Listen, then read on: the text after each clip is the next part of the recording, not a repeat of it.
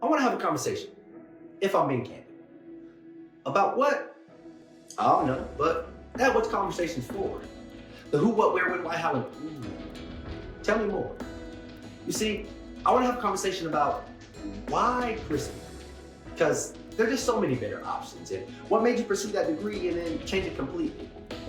I want to have a conversation about where you came from and where you're going and the journey between. Because talking often leads to knowing and seeing the unseen. I want to have a candid conversation. I want to talk about your hopes and dreams, your sorrows and your fears. I want to create an atmosphere of conversation where your vulnerability is cherished and we welcome your tears, the way the Father welcomed home the prodigal. Because each one of those tears chronicles a chapter in the story of a life and a life lived and still living. I want to have a conversation filled with the boo-hoos and laughter, the kind that make your belly ache. Where we talk about that time and that time, and the time after for old and new time's sake.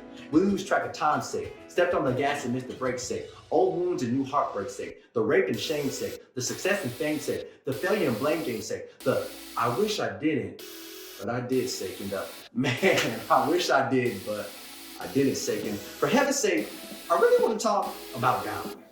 Because I don't know how to talk about breath without breathing. So let's have a conversation, Candid. A conversation about the abortion, what happened in your family.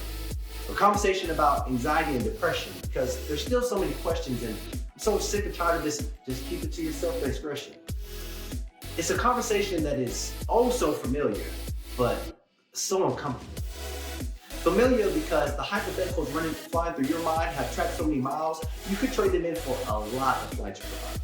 Running a rut so deep that every other part of your day gets sucked in by its constant current stream of thought. And uncomfortable because vulnerability often leaves us feeling naked and exposed. But it isn't the exposure that is frightening, but wondering how what the story developed in the dark will look like in the light. And if I'm being honest, I really just want to have a conversation with you, about you, about life, about food, about what's wrong and what's right and what's true. See, I really want to have a conversation worth having, and I think that you do too. Because real conversation is candid. And without it, it's just talking about what you can and what you did. And that space between is everything left unsaid. The who, what, where, when, why, how, and ooh, tell me more. So, let's have a conversation.